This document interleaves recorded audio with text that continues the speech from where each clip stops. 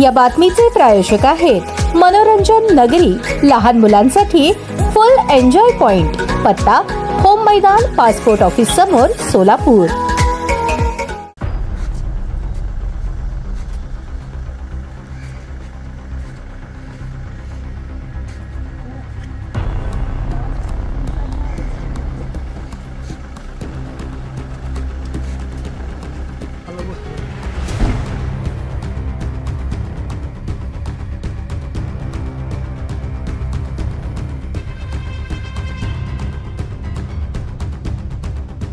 सोलापूर जिल्ह्यातील मोहोळ तालुक्यातून एक अत्यंत धक्कादायक आणि हृदयद्रावक घटना समोर आली आहे। जेवण करत नाही, शाळेत जात नाही अशा क्षुल्लक कारणावरून एका सावत्र आईने आपल्या 3 वर्षांच्या चिमुकलीचा गळा आवळून खून केल्याचा आरोप आहे। कीर्ती नागेश कोकणे असे हत्या झालेल्या दुर्दैवी मुलीचे नाव आहे। या प्रकरणी पोलिसांनी सावत्र आई तेजस्विनी नागेश कोकणे हिला अटक केली आहे।